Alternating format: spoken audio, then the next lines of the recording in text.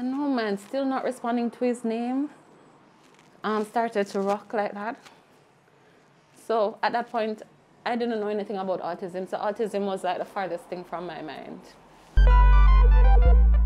As you know, kids, one of the best experience is to be able to choose their flavors, you know, see the whole thing happening, the ice cream being scooped and so forth. So I brought Aiden there, and Aiden is autistic, and Aiden might not find that amusing at all, being in this state, but you want to expose him so that he can become sociable and understand certain things. So you're trying to improve on whatever it is that is happening with Aiden. So I brought him to, and upon entering, of course, we did the preliminaries, the hand sanitizing, temperature check and so forth.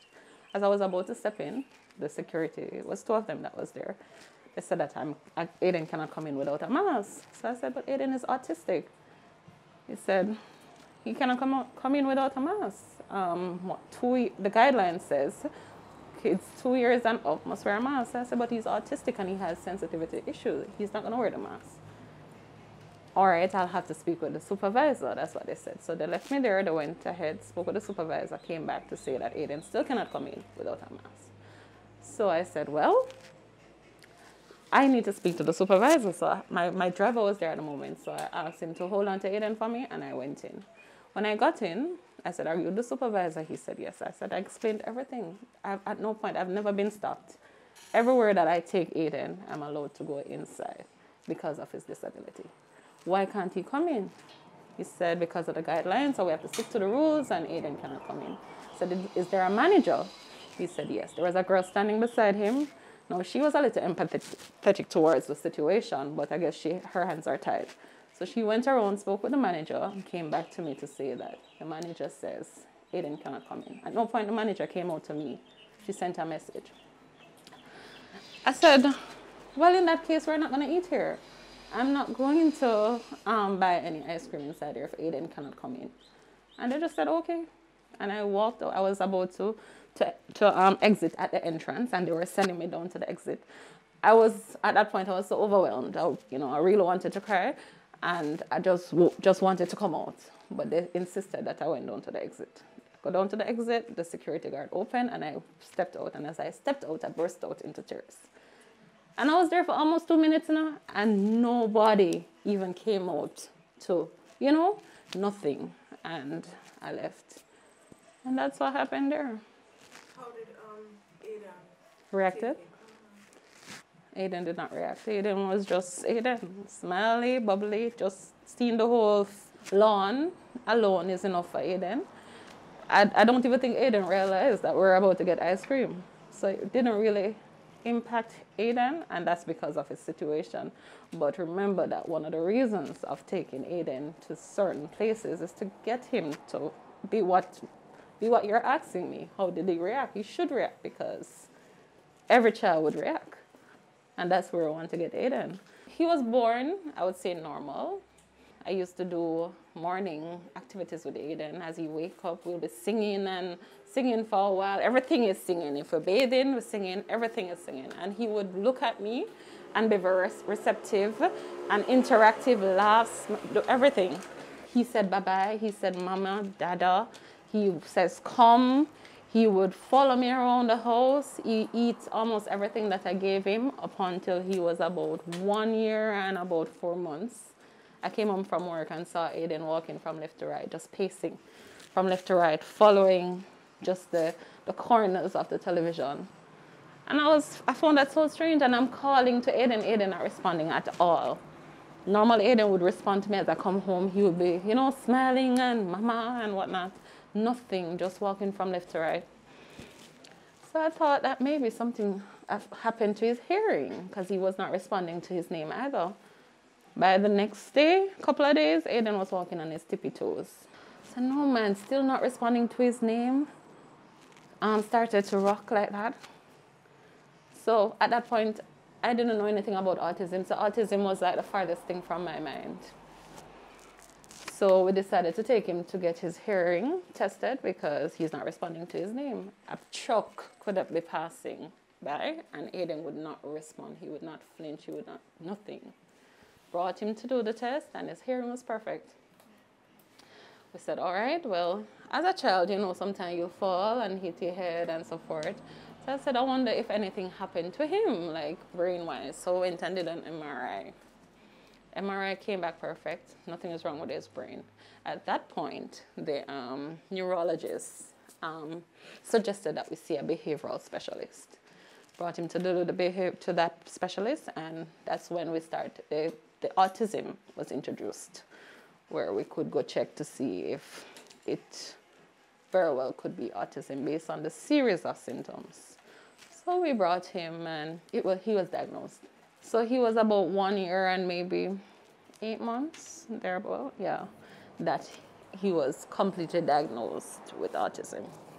Maybe if they told me autism from the get-go, I wouldn't even feel as how I felt that day, but from the very first time that it was introduced to me, of course, we're going to do our research. So we started to research it, Google, YouTube, so much, and we saw so many sad stories. So many things came about. So when it was diagnosed, if I could drop through the floor, I would have.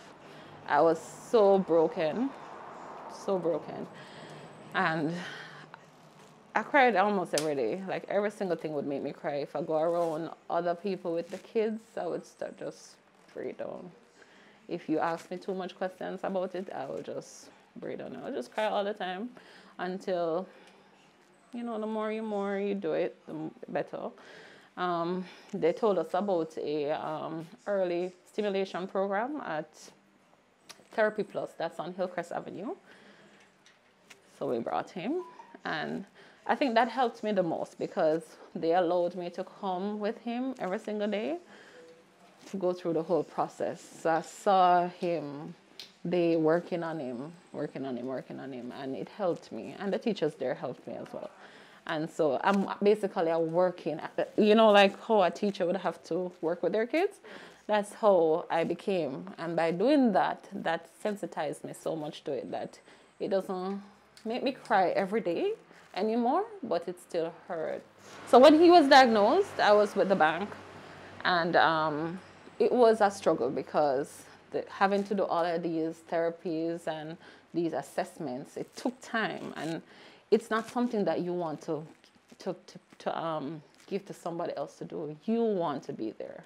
And by taking time off, of course, it would affect not really the job because you take the time to do the job right, but time, tardiness and all of that. So it affected that. And having to have meetings and so forth about it all the time, it started to get to me, and I decided to resign and move on to doing something of my own. So I resigned initially and taught him for at least a year by myself. So I stayed home with him because I'd gone to the workshops. I'd learned how to deal with autism and what to do and so forth. After which I sent him to a Therapy Plus. And thereafter, I do my own thing now. So I'm a hairstylist. Apart from that one sad experience with, are there any other experiences that you have had that has caused you to break down because of the treatment that was meted out towards it? No, not really. Not really. So it's no fault of anyone's. If I even break down, it's no fault of anyone's. Yeah. But even not having you break down per se, but in terms of hurt you as a mother, you know, because of the experience that he has had given his... Yeah. Like, for instance, taking him to the barber. Yeah, that doesn't happen anymore. I actually cut his hair myself. He has sensitivity issues as it relates to his head, so even brushing his hair is hard. I don't know if he's in pain. I don't know how to express it because he doesn't speak. Oh, so that's another thing. So Aiden is nonverbal. He doesn't speak. And remember, I said he used to speak before all of this, so I don't know. But taking him to the barber, it's traumatizing. It's to the point where I asked his doctor if it could kill him. It sounds strange, right? When you take Aiden to the barber, 4 of us have to hold Aiden. He fights the entire time till he turns, his temperature will go down so low. He's cold. And he fights and cries, and people from all over would come down to see what's going on. And you know his hair needs to cut, so you're still trying to cut it. But then you have other mothers who would say, mommy, why don't you stop, you know? And you don't really want to hear that because they don't even understand that this is not just a regular kid, you know, and his hair need to cut, you need to groom him. So when you are trimming him now, what's that experience like? Well, initially, what I used to do is tie Aiden to me with a scarf. So I'll put him in my lap, put him in a small chair right here, and I'll tie him around his stomach and tie him around me. And I'll cut his hair. So he'll fight, and I'll, little at a time with the chair, little at a time, he'll fight and scream and whatever. I'll close, lock up, so that nobody can hear, and I'll do it. But it came to the point where Aiden is now stronger than I am, and I cannot hold him. So I'll do it, and he'll be doing his thing, and I can't manage anymore. So the last time I cut his hair, what I did was to, we closed the door and kept him out, but I had a friend that was helping me, and what we did, just say, come, Aiden, come, let me cut your hair, be a nice boy, and just cut out a little bit, and him gone again, and come again, come, Aiden, and cut out a little bit. It's like a whole day process. Whole day process. And then when you're done, it looks horrible. So the finish is horrible, but in a couple of days, it starts to come in, and it looks good. Cutting his hair, brushing his teeth. Come react with the brushing in the teeth. It has improved, but he would just bite onto the toothbrush, not wanting for it to brush, or push his tongue against the toothbrush to push it out. As soon as the bristles touches his gum, or I don't know if it's his teeth, I don't know what it is, but he doesn't like it. Food aberrations as well. So he doesn't like anything warm. So he doesn't drink warm tea like most kids. He doesn't like any boiled food, anything hard, no boiled food, no soup. He doesn't really like, it's hard to figure out what Aiden likes to eat. Aiden is a picky eater. And it's funny because Aiden is thick. So people would say, oh, he eats a lot, man, but he eats a lot of what he likes. He likes porridge. He likes sweet stuff, so anything sweet. He'll eat, if you have something that Aiden really likes, Aiden will eat that all day. He doesn't stop, he'll just eat it. So you have to know, take certain things away, take them out of his reach, or else he'll just eat forever. He has a caregiver, so he goes to his caregiver in the day, and that's where he stays. And home, right? But you really want to take him on the road. I tried, so I put the mask on. And this isn't just limited to just Aiden or autistic kids, because kids in general don't want to wear a mask. So it's hard to get any baby, any child to put anything on their face. They don't like to have things on their face. So just imagine that. That's just a regular child.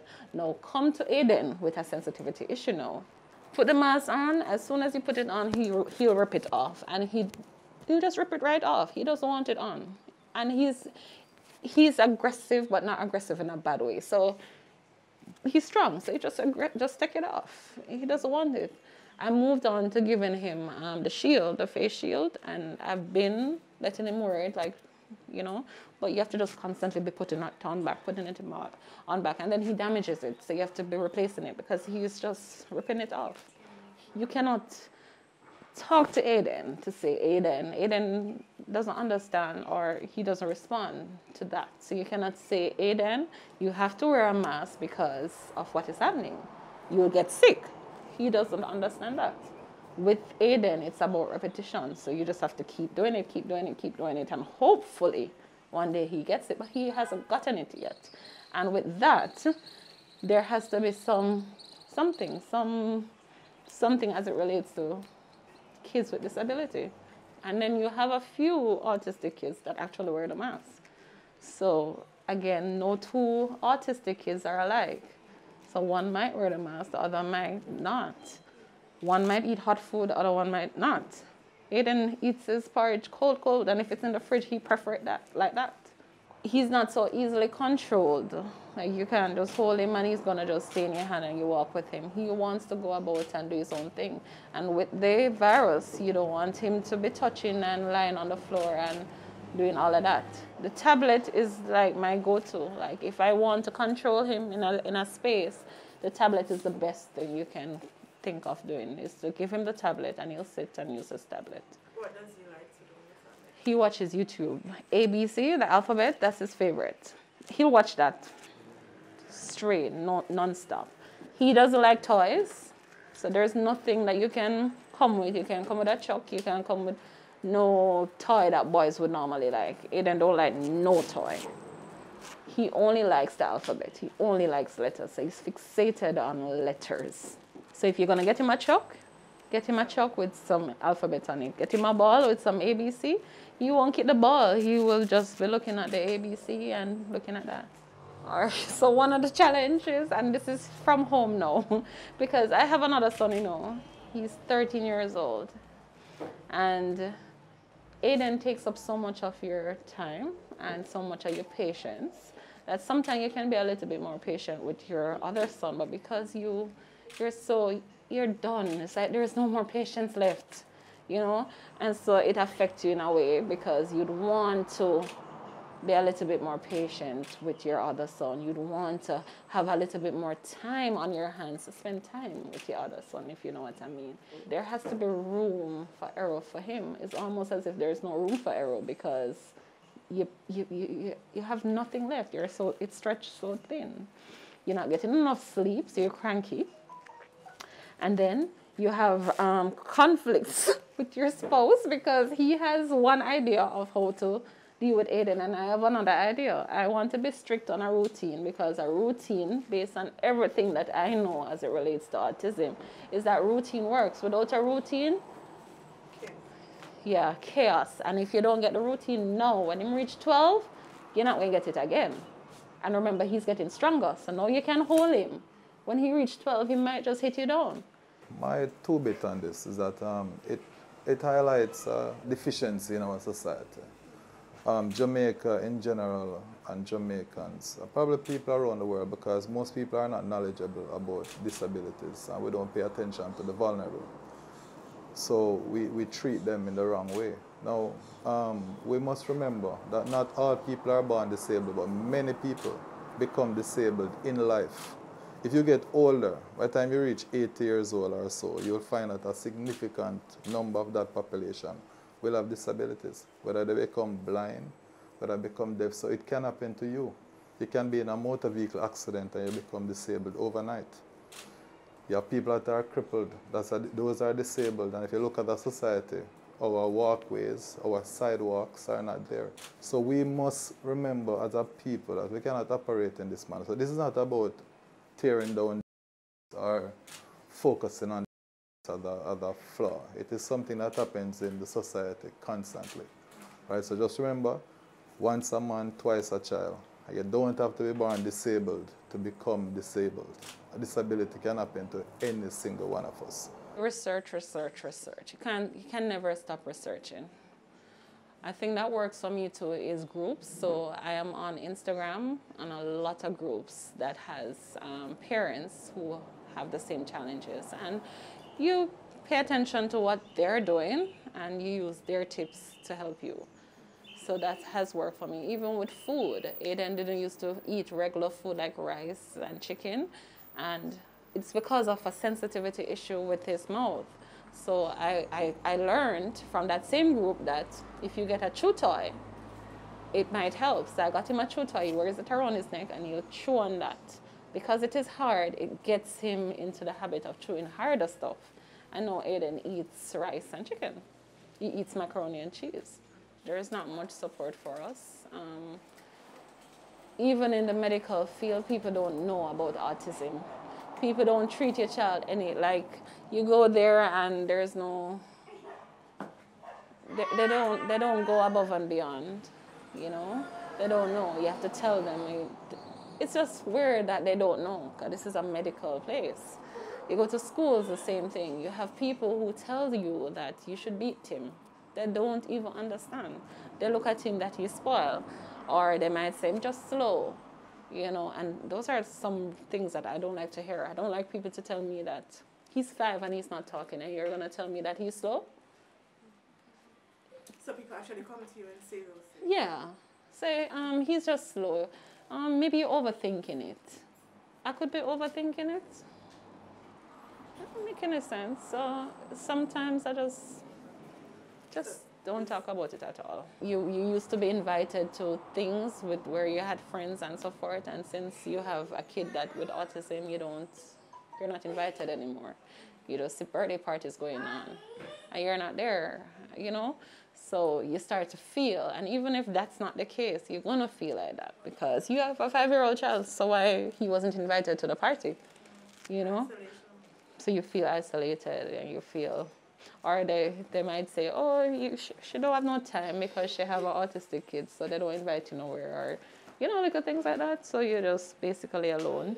And the only thing, whenever you feel an ounce of like welcome is when you find another parent that has an autistic kid, because they understand. Communication is also an issue because you don't really understand what he's saying, and that is a challenge. Well, he's not saying anything, but you don't understand him. You don't know what he wants. He'll just pull you. So if he's hungry, he'll just pull you towards the fridge, or he'll go and pick up something and come give it to you, and you're to figure out what he wants you to do with it. So that's a challenge. Leaving him with people is a challenge. So only one person keeps Aiden. Because I don't feel the comfort yet. I'm not there yet to say that you'll be understanding. And people forget that he's autistic, so they'll walk in with him on the street and hold his hand here, and he can slip out. He's strong. He'll just go and he'll just run. So I advise persons to hold him from the race. But everybody seems to know what they need to do, so they don't listen to you. They feel like you're overreacting. And that can lead to accidents. Because I don't know if he'll speak. I don't know what to expect in the future. One of my fears is that he's going to grow up and I might not be there. And who's going to take care of him? And one of my fears is that he's going to grow up and be so strong and I won't be able to manage him. I won't be able to console him. Will I be afraid of him? You know, like things like that I'm worried about.